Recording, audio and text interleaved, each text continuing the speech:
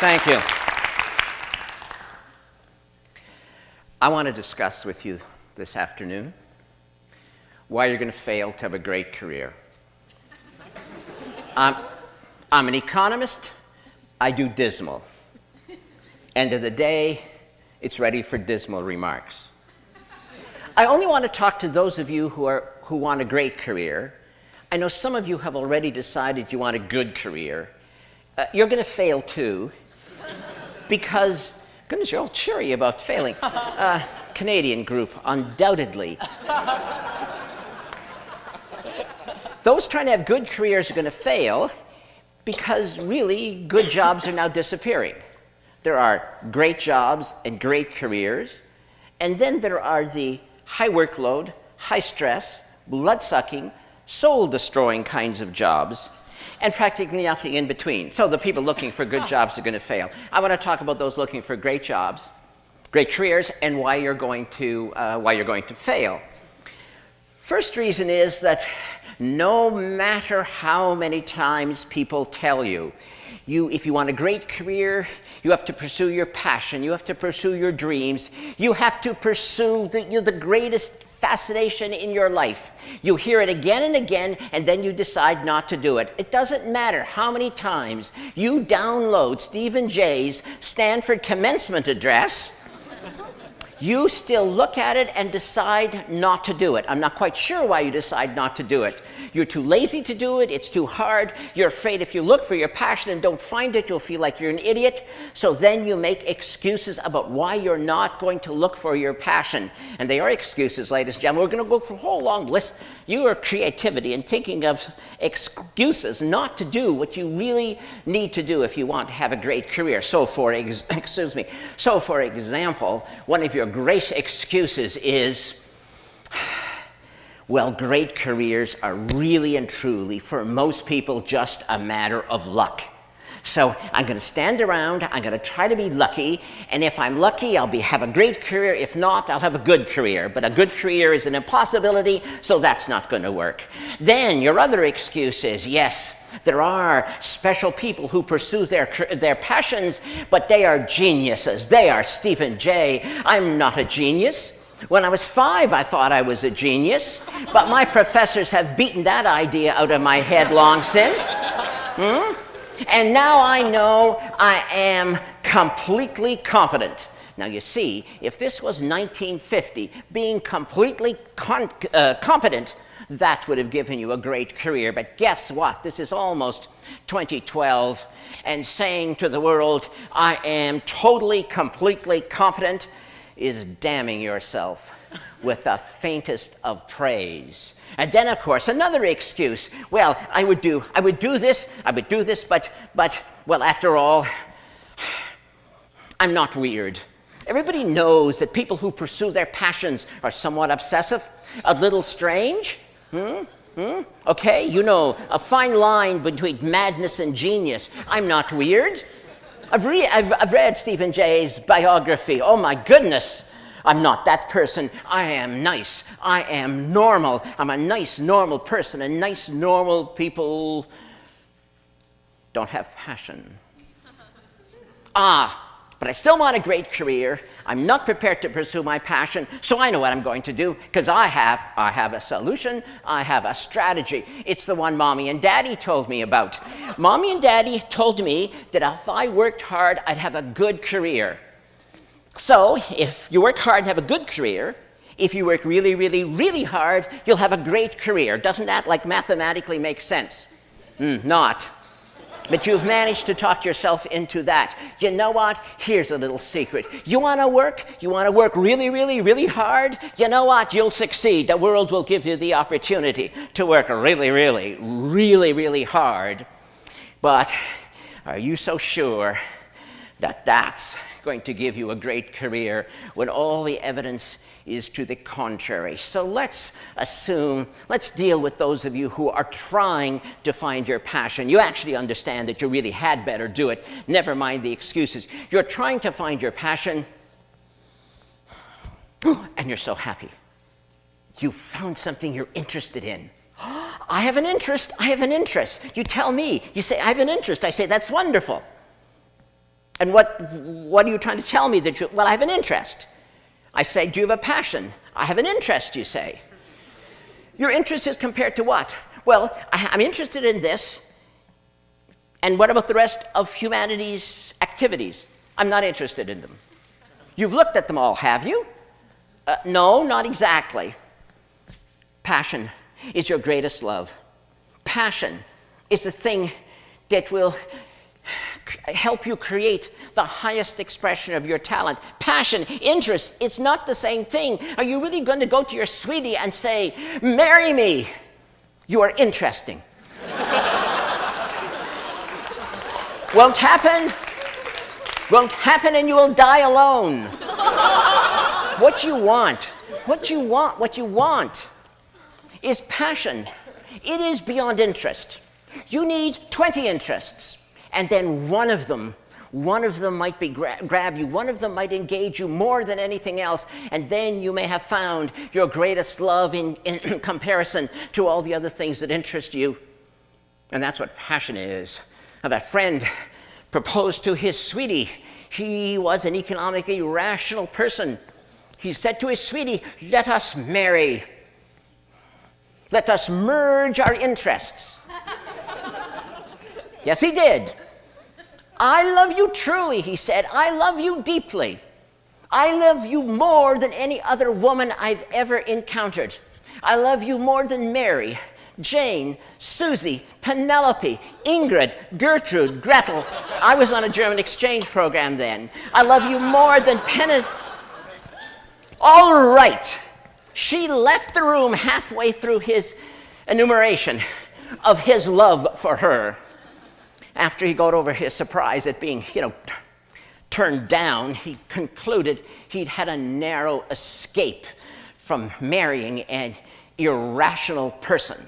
Although he did make a note to himself that the next time he proposed, it was perhaps not necessary to enumerate all of the women he had auditioned for the part.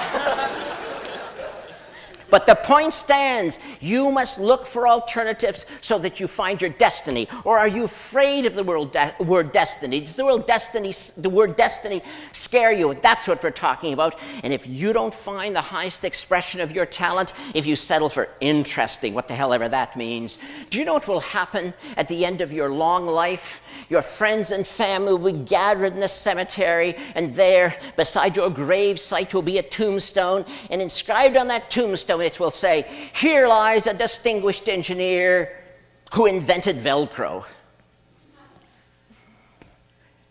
But what that tombstone should have said in an alternative lifetime, what it should have said if it was your highest expression of talent, was, here lies the last Nobel laureate in physics, who formulated the grand unified field theory and demonstrated the practicality of warp drive. Velcro indeed. One was a great career. One was a missed opportunity. But then there are some of you, in spite of all these excuses, you will find your passion, and you'll still fail. You're going to fail because you're not going to do it, because you have invented a new excuse. Any excuse to fail to take action.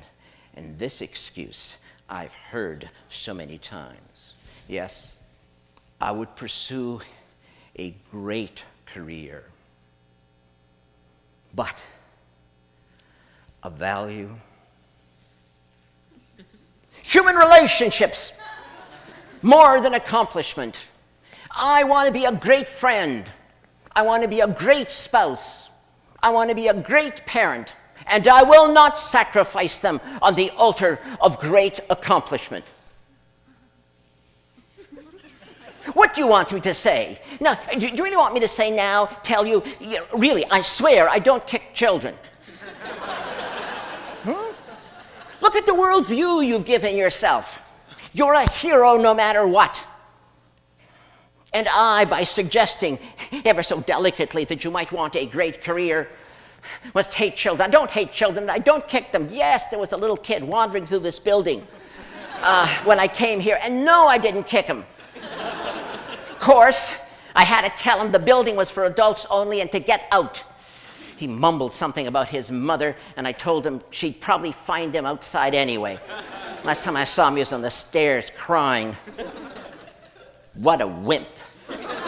Well, but what do you mean? That's what you expect me to say. Do you really think it's appropriate that you should actually take children and use them as a shield? You know what will happen someday, you ideal parent, you. The kid will come to you someday and say, I know what I want to be. I know what I'm going to do with my life. You were so happy. It's the conversation a parent wants to hear because your kid's good at math and you know you're going to like what comes next. Says your kid, I have decided I want to be a magician.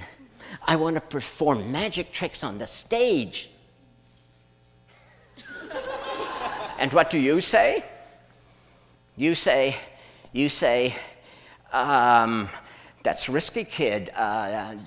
Might fail, kid. Don't make a lot of money at that, kid. You know, I don't know, kid. You should think about that again, kid. You're so good at math. Why don't you? And the kid interrupts you and says, but it is my dream. It is my dream to do this. And what are you going to say? You know what you're going to say? Look, kid, I had a dream once too, but.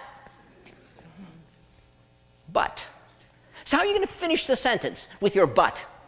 But. I had a dream too once, kid, but I was afraid to pursue it. Or are you going to tell him this? I had a dream once, kid, but then you were born.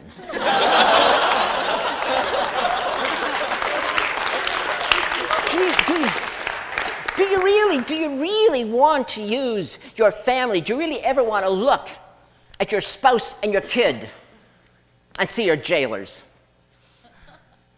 There was something you could have said to your kid when he or she said, I have a dream. You could have said, looked the kid in the face and said, go for it, kid, just like I did. But you won't be able to say that because you didn't. So you can't.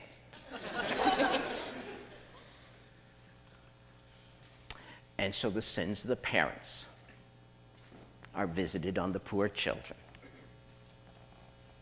Why would you seek refuge in human relationships as your excuse not to find and pursue your passion?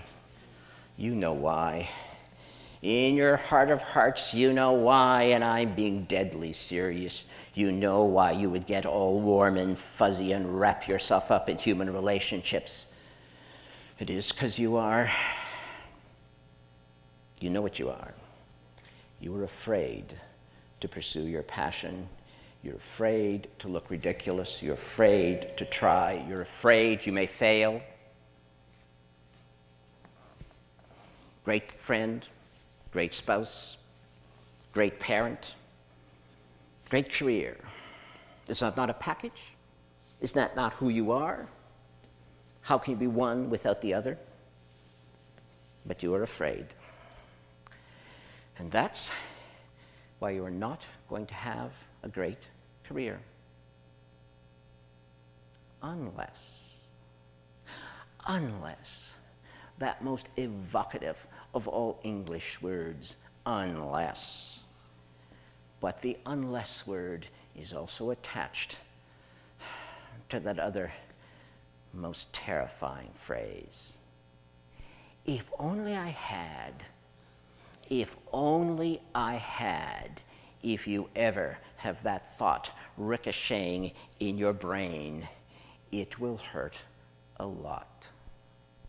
So those are the many reasons why you're going to fail to have a great career.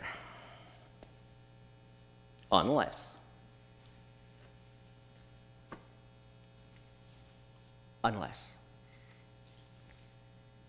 Thank you.